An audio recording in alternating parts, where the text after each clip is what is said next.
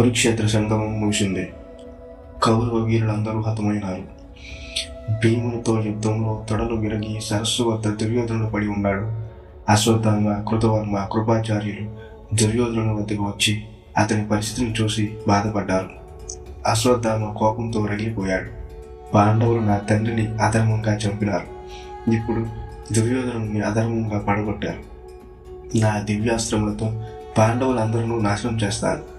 ఈ రాత్రి పాండవులందరినీ నాశనం చేస్తానని దుర్యోధనుడితో చెప్పాడు. అశ్వత్థామ కురిపిస్తున్న కోపాగ్ని దుర్యోధనుడికి పుష్పవర్షంలా అనిపించింది.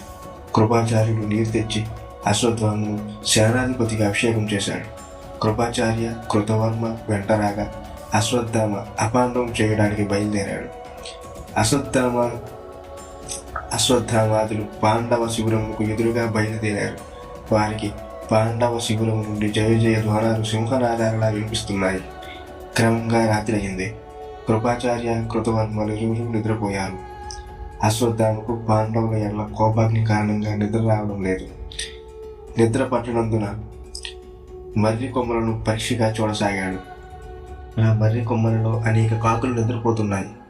ఆ సమయానికి ఓ పెద్ద గుడ్లగూబ మర్రి చెట్టు పైకి వచ్చింది. గుడ్లగూబ నిద్రపోతున్న ఆ కాకుల గొంతులను కొరికింది. కొన్నింటి కాళ్ళు విరిచింది. కొన్ని కాకుల వెన్ను చీల్చింది. కొన్నింటి పొట్టలు మట్టింది. ఇలా గుడ్లగూబ కాకులన్నింటినీ చంపేసింది. అది చూసిన అశ్వత్థామ ఉత్సాహవంతుడయ్యాడు. ఆ గుడ్లగూబ తనకు ఉపదేశం చేయడానికి వచ్చిందని భావించాడు. నిద్రలో ఉన్న పాండవులను చంపుట అధర్మం.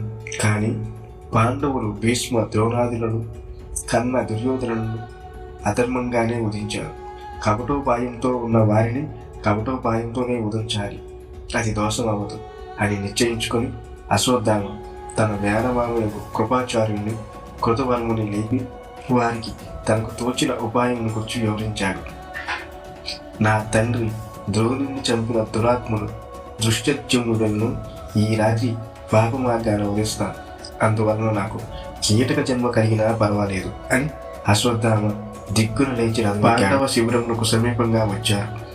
అశ్వత్థామ రివ్వున లోనికి వెళ్ళుటకు ప్రయత్నించగా అతని ఎదుట ఒక మహాభూతం నిలబడి ఉంది. ఆ భూతము భయంకరంగా ఉంది. అది ఎర్రని పులి చర్మం ధరించి, సర్పములను హారముగా, భుజకీర్తులుగా ధరించి, నోరు పెద్దగా ఉండి, పొడవైన కూరలు కలిగి, మిక్కిలి క్రూరంగా కాంతివంతంగా ఉంది. అశ్వత్థామ ఆ భూతమును చూచి శక్తి అస్త్రాన్ని ఉపయోగించాడు. అది తునకలైపోయింది. కత్తి విసిరాడు.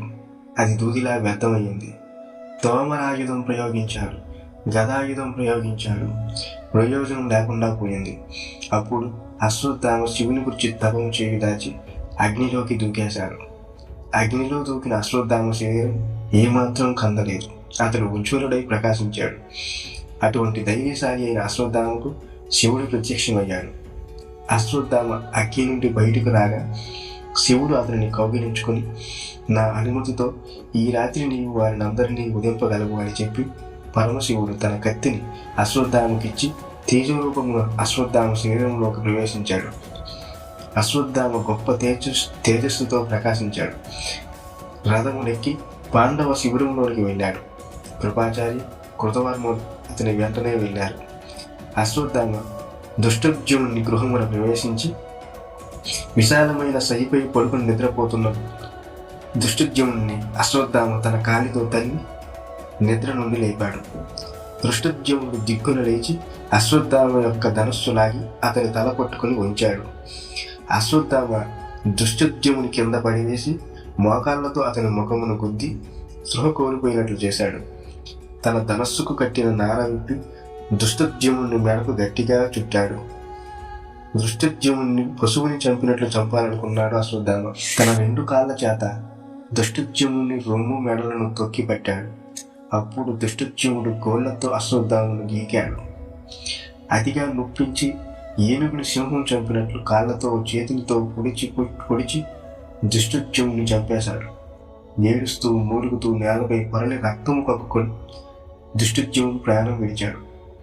అశ్వత్థామ ఎంతో సంతోషించి దుష్టజ్యుని మెడకు ఉరిపోసిన నారి తీసి తన ధనస్సుకు సంధించుకున్నాడు. ఎంతో సంతోషంతో రథం ఎక్కి తిరిగి ప్రయాణం మొదలుపెట్టాడు. అశ్వత్థామ అలా పోయిన వెంటనే దృష్టద్యుమ్నుని శవమును చూచి స్త్రీలు గృహరక్షక జనాలు గూడున ఏడవనారంభించారు. ఆ శబ్దానికి పక్క ఇండ్ల రాజులు మేల్కొని చూడగా రథం మీద అశ్వత్థామ కనిపించాడు వారికి. వారందరూ ఆయుధాలు పట్టుకుని అశ్వత్థామ రథము చుట్టేశారు. అశ్వత్థామ వారిని అందరినీ నిలువరించి ఉత్తమోజుడిని చిత్రవధ చేసి చంపేశాడు. ఉత్తమోజుడి మరణ వార్త విని యుధామన్యుడి రాగా గదాయుద్ధం చేసి యుధామన్యుడిని కూడా పశుమరణంగా కలిగించాడు. అశ్వత్థామ శివుడి ప్రసాదించిన ఖడ్గముతో పాండవ శిబిరంలోకి ప్రవేశించి పాంచాల వంశస్థులందరినీ హతమార్చాడు. పాండవ శిబిరం రక్త మాంసములైంది. రాక్షసులు గుంపులుగా చేరి మాంసమును భక్షించి రక్తాన్ని తాగుతూ ఆ గృహాలపై పడ్డారు. అక్కడి నుండి అశ్వత్థామ గజశాలకు గుర్రాలశాలకు వెళ్ళి వాటిని వధించి కోలాహలం చేశాడు. అది విని ఉప పాండవులు 5 శిఖండితో సహా అశ్వత్థామతో యుద్ధానికి చేయడానికి వచ్చారు. శిఖండితో సహా మరణించారు వారందరూ. పాండవ శిబిరం కౌరవ శిబిరంలా పాడైపోయింది. 5 పుత్రులు మరణించిన వార్త ద్రౌపదికి తెలిసింది. ఆమె ఘోరంగా ఏకదారిగా ఏడుస్తుంది. అర్జునుడు ఆమెను ఓదార్చాడు. ఆ బ్రాహ్మణాథముని శిరస్సు నా గాంధీవంతో నరికి నీకు తెచ్చిస్తాను. నీ పుత్రుల అంత్యక్రియల తర్వాత ఆ శిరస్సు మీద కూర్చొని స్నానం చెయ్యు అని గాంధీవం ధరించి రథమెక్కాడు అర్జునుడు. తనను వెంబడిస్తున్న అర్జునుడు చూసి అశ్వత్థామ భయకంపితుడి వేగంగా పరిగెత్తసాగాడు. అలా పరిగెత్తడం వలన అతని రథపు గుర్రములు అరిచిపోయాయి. ఆత్మరక్షణకు బ్రహ్మాస్త్రం ఒకటే సరైనదని భావించాడు అశ్వత్థామ. అతనికి బ్రహ్మాస్త్ర ప్రయోగం మాత్రమే తెలియదు, కానీ ఉపసంహారం తెలియదు. అయినా ప్రాణరక్షణకు మరొక మార్గం లేనందున ఆచమనం చేసి మంత్రాన్ని ధ్యానించి బ్రహ్మాస్త్రాన్ని ప్రయోగించాడు. ఇటు నుంచి శ్రీకృష్ణుడి ఆదేశానుసారం అర్జునుడు బ్రహ్మాస్త్రమును ప్రయోగించాడు. 2 బ్రహ్మాస్త్రములు ఢీకొనగా భూమి ఆకాశం మహా తేజస్సుతో నిండిపోయాయి. ఇటు ఢీకొట్టినట్లుగా ఆ ప్రళయం లోకమంతా భయభ్రాంతులు చెందారు. మానవులు దేవతలు ప్రళయం వచ్చిందని ఉనికిపోయారు. ఈ ఉపద్రవాన్ని ఆపడానికి శ్రీకృష్ణుని ఆదేశం మేరకు 2 బ్రహ్మాస్త్రాలను అర్జునుడు ఉపసంహరించాడు. అటు వెంబట అశ్వత్థామను చూచి అర్జునుడు ఉగ్రస్వరూపం దాల్చి రథంపై నుండి లంఘించి అశ్వత్థామను పట్టుకొని పశువులు కట్టినట్టు కట్టి అశ్వత్థామను చంపకుండా శిబిరంలోకి తెచ్చి పుత్రుల కొరకు దుఃఖించుచున్న ద్రౌపది ముందు నిలవబెట్టాడు. అటు వెంబట బ్రాహ్మణులను చంపకూడదనే ధర్మం చేత అర్జునుడు వర నుండి కత్తి తీసి అశ్వత్థామ జుట్టు కోశాడు. ఆ జుట్టుతో పాటు అతని తలలోని సహజమని కూడా కోసేశాడు. శిశుహత్యతో కాంతిహీనమైన అశ్వత్థామ శిరోమణి కూడా పోవడంతో మరింత కాంతిహీనమయ్యాడు.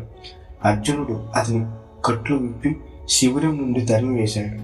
అటు వెంబట కపటోపాయమున దుష్టులు అపహరించిన రాజ్యమును తిరిగి ధర్మరాజుకు ఇప్పించాడు కృష్ణుడు. ధర్మరాజుతో 3 అశ్వమేధ యాగాలు చేయించాడు. తర్వాత ద్వారక వెళ్ళుటకు పయనమై పాండవుల వద్ద సెలవు తీసుకుని రథం ఎక్కుచుండగా ఇంతలో భయమున ఉనికిపోతున్న ఉత్తర ఎదురుగా పరిగెత్తుకు వచ్చింది. అపాండవం చెయ్యవలనని అశ్వత్థామ బ్రహ్మాస్త్రం ప్రయోగించాడని తెలుసుకున్న శ్రీకృష్ణుడు బ్రహ్మాస్త్రం ఏ మహాస్త్రాల వలనలో శాంతించదని జరిగి